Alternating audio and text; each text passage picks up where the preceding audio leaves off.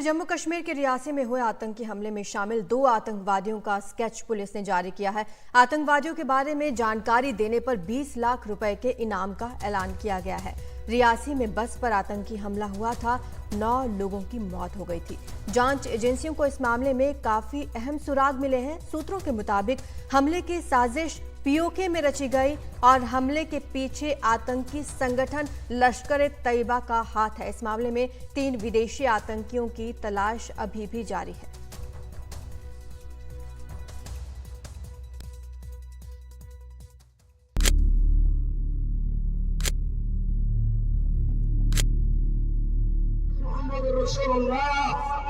क्या शिवखोड़ी में हमले की साजिश पीओके के खाईगल गांव में रची गई?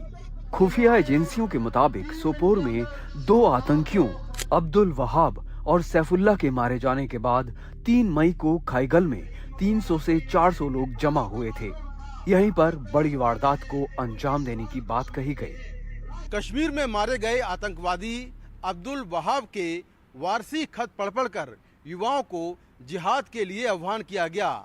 सूत्रों के मुताबिक ये जनसभा पाकिस्तानी खुफिया एजेंसी ISI के कहने पर बुलाई गई थी, जिसमें लश्कर और जैश के अलावा जम्मू कश्मीर लिबरेशन फ्रंट के आतंकवादी भी शामिल थे।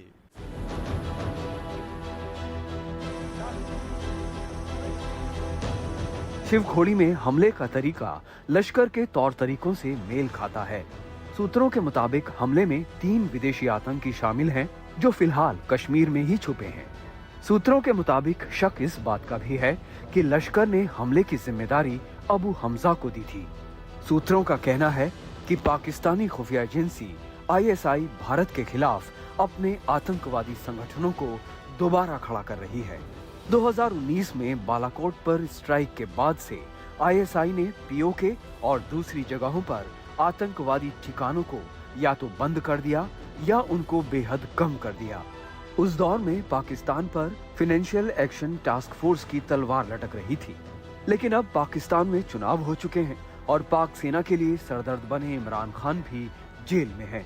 अब आने वाले महीनों में पाकिस्तान फिर से कश्मीर में आतंक फैलाने के लिए साजिश तेज कर रहा है। पीओके से जैश और लश्कर से जुड़े संगठन PAFF और TRF वगैरह कश्मीर घाटी में सक्रिय हैं। इन संगठनों में ज्यादातर लोग स्थानीय कश्मीरी नौजवान हैं, जो बहकाए जाने पर या दूसरी वजहों से इनके झांसे में आ रहे हैं। सूत्रों के मुताबिक ISI की नजर अब जम्मू कश्मीर विधानसभा चुनाव पर है। वो हर हाल में चुनाव में अशांति फैलाकर चुनाव को प्रभावित करने की कोशिश करेगी, लेकिन अभी सबसे बड़ी चुनौती श्रद्धालुओं पर हमला करने वाले आतंकियों को पकड़ने की है। नई दिल्ली से कैमरामैन प्रदीप के साथ मैं मुकेश सिंह सेंगर, NDTV इंडिया।